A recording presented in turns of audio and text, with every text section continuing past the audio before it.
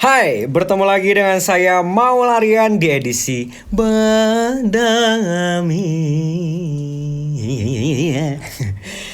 Bercerita tentang budaya, adat, dan misteri.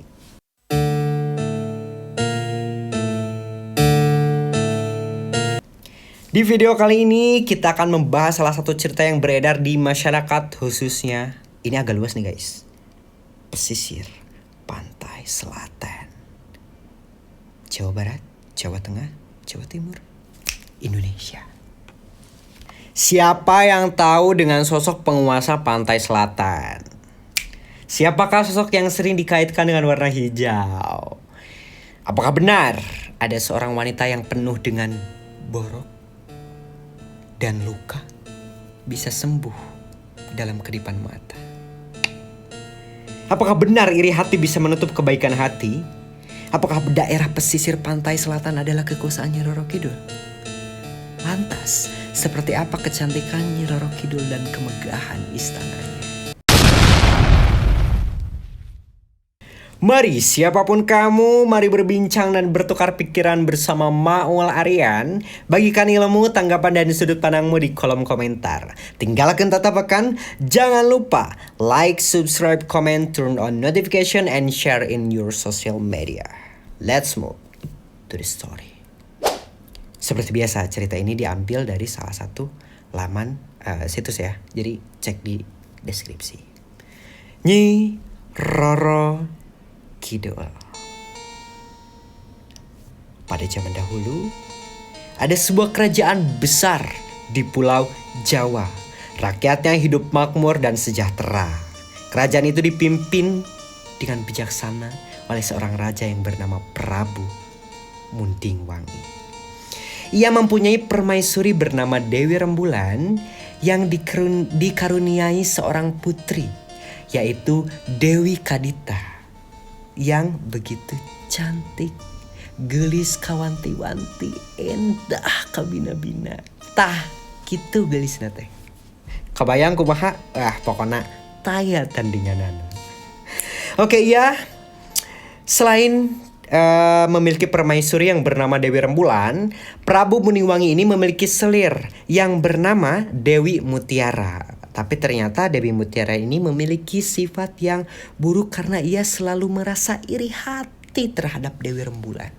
Pada suatu hari, Pandita Agung menghadap Prabu Mundingwangi. Ia menyampaikan bahwa tidak lama lagi Prabu Mundingwangi akan memperoleh putra dari selirnya, yaitu Dewi Mutiara. Prabu Mundingwangi sangat bahagia karena ia sudah lama juga menanti lahirnya keturunan. Meskipun putraku lahir dari seorang selir, tetapi dengan wewenangku ia akan kuangkat menjadi putra mahkota. Gitu kira-kira senangnya raja guys. Nah, begitulah kata Prabu Mundingwangi kepada Pandita Agung. Dewi Mutiara yang diam-diam mendengarkan ucapan tersebut menyambut dengan sangat gembira. Mahkota, putra mahkota gitu guys. Nah, setelah waktunya tiba, ia pun melahirkan seorang anak laki-laki. Prabu Mundingwangi sangat gembira menyambut kelahiran putranya. Ia pun semakin menyayangi Dewi Mutiara, tetapi juga tetap mencintai Dewi Rembulan dan putrinya Dewi Kadita yang terlebih dahulu lahir tentunya. Tapi ternyata hal inilah yang membuat Dewi Mutiara merasa iri. Ia ingin dicintai oleh Prabu Mundingwangi seutuhnya. Seutuhnya.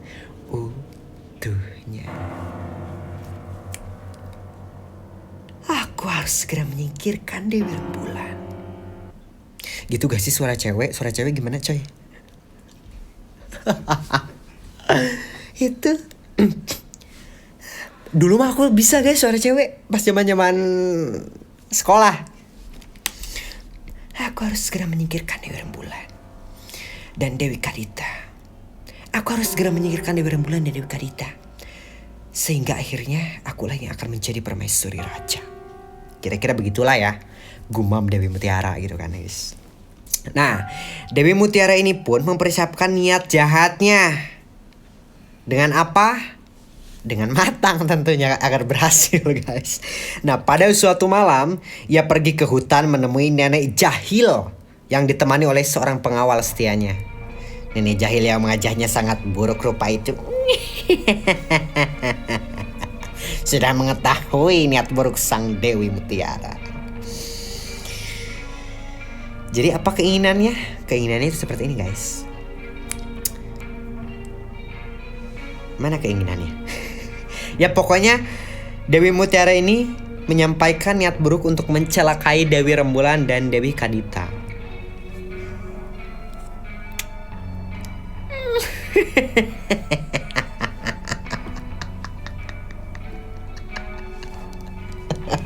Anjir ngakak beneran. Oke. Baiklah. Besok malam aku akan ke istana dan langsung ke peraduan Dewi Rembulan dan Dewi Kadita.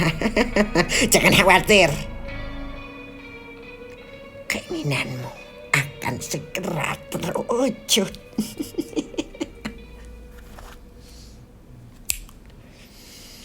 Kata nenek jahil yang meyakinkan. Mendengar kesanggupan nenek jahil, maka Dewi Mutiara langsung memberikan sekantong emas sebagai upah. Tuh guys, zaman dulu aja upahnya dikasih emas. Masa sekarang upah cuman sebatas sekian ribu, padahal kerjanya mencerdaskan anak bangsa.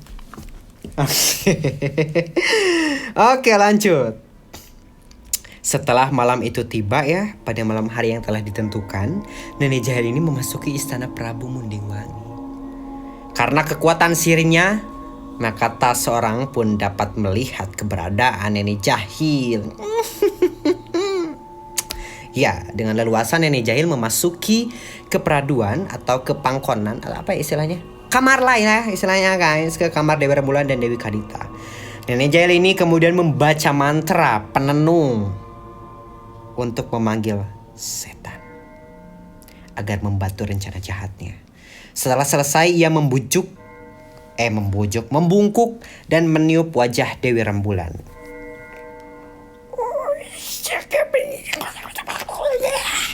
Intinya dia memecahkan mantra guys. Buah, buah, buah. Seketika hembusan angin yang keluar. Oke serius, seketika hembusan angin yang keluar dari mulut nenek jahil itu langsung meninggalkan istana. Enggak, ya mantranya dikeluarkan langsung neneknya meninggalkan istana gitu maksudnya guys, oke? Pagi-paginya, gimana ya kagetnya Ratu? Putri, gitu guys. Gitu. Apa yang terjadi? Apa yang terjadi? Gitu.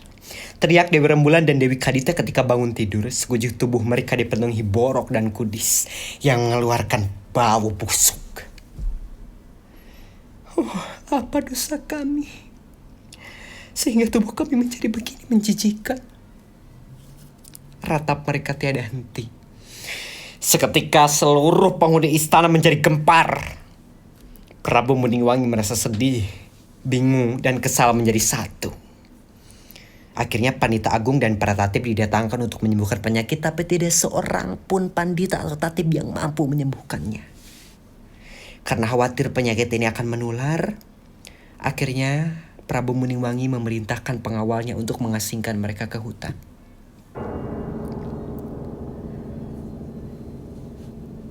Aku tidak mau istana ini dikotori penyakit yang menular dan menjijikan. Mereka harus dibuang. Buang mereka jauh-jauh ke istana.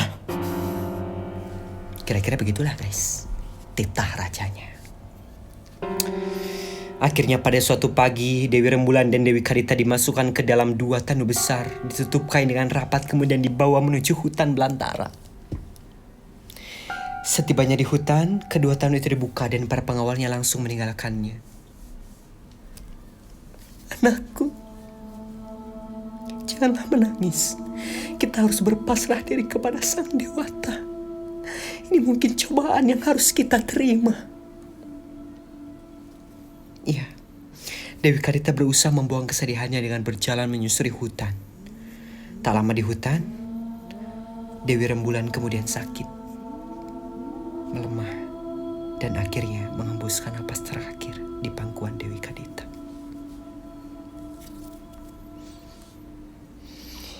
Dewi Kadita sangat sedih ditinggalkan ibunya.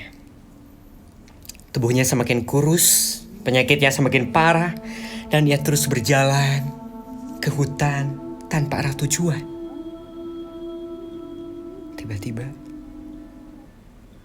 lautan. Ia melihat lautan. Teriaknya gembira. Lautan. Itu guys. Gembira lah ya. Kenapa bang? Oke guys, gak apa-apa, lanjut ya. Oke. Teriaknya gembira ya. Ternyata ia berada di pantai selatan. Tiba-tiba, ya, ada hasrat ingin terjun. Di sisi lain, ia ingin istilahnya putus asa, frustasi, dan ingin bunuh diri dengan menjatuhkan diri ke dalam lautan. Dengan segenap hati ia kumpulkan keberanian. Celeng! Akhirnya dia lompat ke laut. Push! Tapi apa yang terjadi? Laut dan seisinya nyingkah. Nyingkah teh naonnya bahasa Indonesiana. Melipir guys. Melipir menyambut kedatangan Dewi Kadita. Dan pada saat itu, tubuh Dewi Kadita langsung sembuh dalam sekejap mata. Dia kembali cantik seperti semula. Gelis kawanti-wanti, endah kabina-bina. Akhirnya Dewi Kadita diangkat menjadi Ratu Pantai Selatan yang dikenal dengan Nyi Roro Kidul. Lalu apa bedanya Nyi Roro Kidul dan Kanjeng Ratu Kidul? Ada yang tahu perbedaannya? Tulis di kolom komen. Dan kalau bertanya bagaimana kondisi istana yang megahnya, barangkali ada yang pernah tahu guys, boleh tulis di kolom komen. Karena kalau cerita secara papan ketik ya ini dikisahkan istananya begitu megah dengan kondisi lingkungan laut yang sangat baik. Begitulah ceritanya, cerita dari kisah Nyi Roro Kidul. Lantas mengapa kita dilarang untuk memakai baju hijau saat pergi ke laut? Kalau secara logika sih ya karena nyaru ya guys. Nyaru tuh ya warna hijau sama warna laut tuh hampir sama gitu. Jadi kalau misalkan ada terjadi kecelakaan laut ya nggak bakal bisa ketemu gitu. Agak sulit ketemunya gitu karena warnanya nyaru gitu kan. Tapi kalau dilihat secara mistis, apakah ada yang tahu kebenarannya? Apakah ada yang tahu ceritanya seperti apa? Apakah ada yang tahu kebenarannya seperti apa? Boleh tulis di kolom komentar ya. Tulis saja di kolom komentar guys. Oke, itulah cerita dari Nyi Roro Kidul yang beredar dan berkembang di masyarakat. Apakah sudah cukup atau belum cukup? Cukup, belum cukup? Silakan tulis di kolom komentar. Karena yang namanya cerita, apalagi yang terus berkembang di masyarakat, dari manapun ceritanya, siapapun ceritanya, ya inilah cerita rakyat. Oke, next.